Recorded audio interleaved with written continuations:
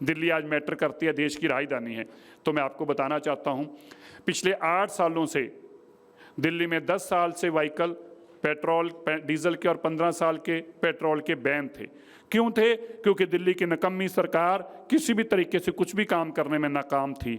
हमने जाकर जब माननीय सुप्रीम कोर्ट को बताया हम क्या कुछ कर रहे हैं, हम क्या बदलाव लेके आए हैं दिल्ली में, किस तरह से पोल्यूशन कंट्रोल के हमने ये पैरामीटर सेट किए हैं, किससे निरंतर रोज पोल्यूशन नीचे आने में कामयाब हो रहा है, तो मुझे इस बात की खुशी है कि जब एनवायरनमेंट मंत्रालय, जिसको मैं देखता हूँ, जब उन्होंने जाकर पिटीशन माननीय सुप्रीम कोर्ट के आगे लगाई, माननीय मुख्यमंत्री जी के आदेशों को चलते माननीय सुप्रीम कोर्ट ने भी तुरंत एक बार उस पर राहत दी और कहा हम सुनेंगे तब तक के लिए, जब तक हम केस सुनेंगे तब तक के लिए 10 साल की गाड़ियां पेट्रोल की भी, डीजल की और 15 साल की पेट्रोल की किसी भी तरह की एंड ऑफ लाइफ नहीं है, वो चल सकती हैं। हम पहले केस सुनेंगे, सच्चाई समझेंगे दिल्ली।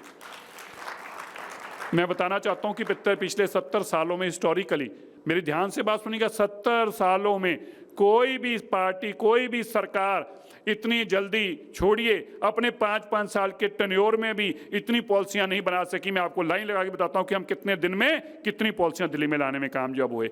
दिल्ली के अंदर जो पेड़ खतरनाक तरीका अपना लेते हैं उनको काटने के लिए कोई प्रोसेस नहीं था, कोर्टों कचहरी में लोग उलझे पड़े थे और 10-10 साल से हमारे प्रोजेक्ट लकड़े पड़े थे। हम दिल्ली के अंदर Delhi tree cutting tree felling policy सरकार बनने के 2 महीनों में लेके आए, और आज अगर आपका पेड़ खतरनाक है, गिर सकता है, किसी की जान ले सकता है, तो आपको किसी से परमिशन लेने की जरूरत नहीं। उसकी फोटो खींचिए, अपलोड कीजिए और बता दीजिए कि कल हम इस पेड़ को काटने जा रहे हैं, हमारे लिए खतरा बन चुका है। आपको किसी से परमिशन लेने की जरूरत नहीं है अगर वो पेड़ आपके लिए खतरा बन चुका है, क्योंकि जान इंसान की भी उतनी ही प्यारी है और पेड़ से ज़्यादा प्यारी है। पेड़ किसी के ऊपर गिर जाए और जान ले ले और हम इंतजार करें कि कोई पॉलिसी नहीं, ऐसा नहीं हो सकता।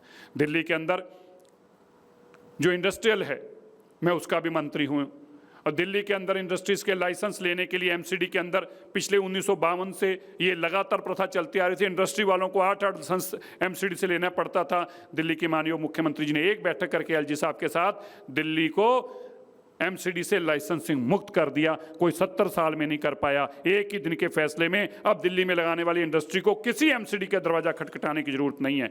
दिल्ली में लाइसेंस लेने के, फैक्ट्री लगाने के लिए डीपीसी से परमिशन लेनी पड़ती थी, 120 दिन का टाइम था, कम करके हमने कहा केवल 20 दिन में या तो डीपीसीसी उनको परमिशन देगी, एनओसी देगी, नहीं तो डीम्ड एनओसी माना जाएगा। ये कतई नहीं हो सकता कि लोग इंतजार करते रहें और दिल्ली बर्बाद होती रहे। इसी तरह दिल्ली के अंदर हम 11,000 मैट्रिक टन कूड़ा रोज लाते हैं।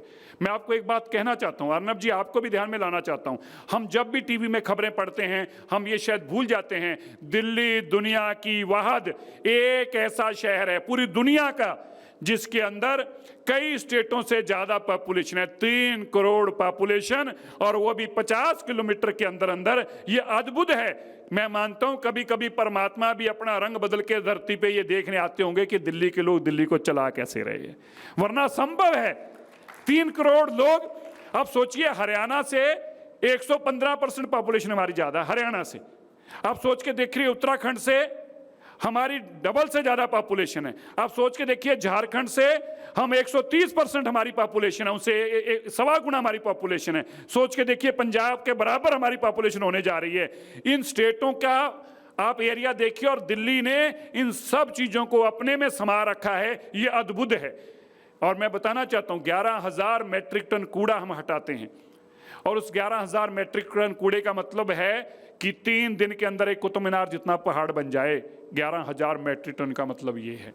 और लेकिन आपकी दिल्ली की सरकार, रेखा गुप्ता जी की सरकार जब से आई है, मैं आपको बताते हुए बड़ा फक्र महसूस करता हूं, 8,000 मैट्रिक टन कूड़ा तो हम रोज प्रोसेस कर देते हैं और उससे बिजली बना देते हैं। 8,000 मैट्रिक टन कूड़ा, 14,000 मैट्रिक टन कूड़े का हमारा प्लांट अगले 2 साल में लग जाएंगे।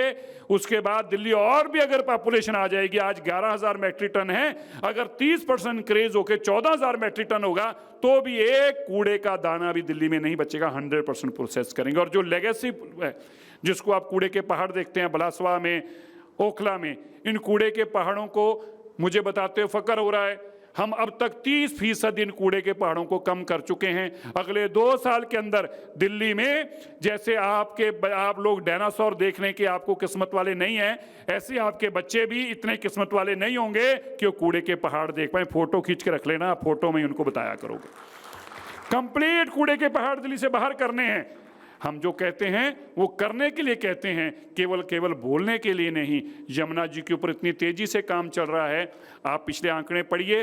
यमुना जी की जो सूवेज उसके अंदर जाता था, उसके अंदर हम बहुत कमी लाने में कामयाब हुए हैं। हम बहुत जल्दी यमुना जी के ऊपर वाटर फ्रंट बनाकर आप यमुना जी के ऊपर वॉक करने निकल सकें, इंडिया गेट को छोड़कर लोग यमुना जी को देखने आया करें, ये सपना भी हम जल्दी ही साकार करने जा रहे हैं। ये हमारे मुख्यमंत्री रेखा गुप्ता जी का विजन है। और मैं बताना चाहता हूँ, दिल्ली देश की राजधानी है।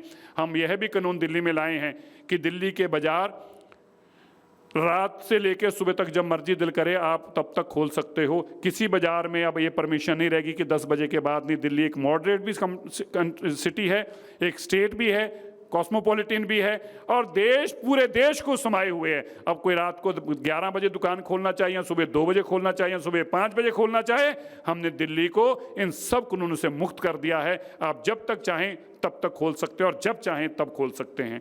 दिल्ली के अंदर पीने के पानी, ताली बजाइए जोर से, अच्छा लगा तो। दिल्ली के अंदर फीस को लेके, स्कूल की फीस को लेके बहुत बड़ा इशू रहता था, मनमर्जी की जाती थी, बच्चों को बाहर खड़ा कर दिया जाता था, बेइज्जत किया जाता था छोटे छोटे बच्चों को फीस ना होने के कारण। हम नया कानून लेके आए हैं और उस कानून के तहत बच्चे को किसी भी सूरत में आप फीस के लिए दंडित नहीं कर सकते। और फीस बढ़ाने के भी जो पैमाने हैं वो हमने पेरेंट्स के हाथ में दे दिया कि पेरेंट्स की कमेटी बनेगी, फीस कमेटी, उसमें से 100% यूनानिमस डिसीजन होगा। ये वोटिंग से डिसीजन नहीं होगा। जब तक 100% पेरेंट्स इस बात पे एग्री ना करें कि स्कूल को आज इतनी फीस बढ़ाने की जरूरत है, माँ बाप से पूछकर ही फीस बढ़ाई जा सकती है। और अगर आपने एक बार फीस बढ़ा दी तो अगले 3 साल तक माँ बाप से पूछ के भी नहीं बढ़ा सकते, उसी फीस में चलाना पड़ेगा। माँ बाप तय करेंगे फीस क्या होगी जिसमें उनके बच्चे पढ़ते हैं, अब स्कूल तय नहीं करेगा। ये देश के अंदर क्रांति वाला फैसला भी आपकी दिल्ली की मुख्यमंत्री रेखा गुप्ता लेकर आई। मैं आपका धन्यवाद करता हूं, आपने हमें ये प्लेटफॉर्म दिया है अपनी बात रखने के लिए। मैं आपको ये विश्वास दिलाता हूं, हर साल की तरह जो पोल्यूशन है वो आपकी जिंदगी के अंदर बहुत नुकसान पहुंचाने का काम कर रहा है। पिछले 10 सालों से आप हर बार सुनते थे हम क्लाउड सीडिंग कराएंगे, क्लाउड सीडिंग कराएंगे, घर बैठ के कहते थे और फिर मोदी जी को गाली निकालनी शुरू कर देते थे। अर्नब जी, हम मात्र 100 दिन के अंदर 13 ऐसे देश के डिपार्टमेंट से क्लाउड सीडिंग की परमिशन लेकर एयरक्राफ्ट को तैयार करा लिया, उसको मॉडिफाइड एयरक्राफ्ट, उसकी परमिशन डीजीसीए से ले ली, सारा कुछ आईआईटी कानपुर के साथ पेमेंट करके एमओयू साइन कर लिया। और जैसे अगस्त की बरसातें खत्म होंगी, सितंबर के अंदर हम इसकी एक पहली ट्रायल करेंगे आउटर दिल्ली के अंदर।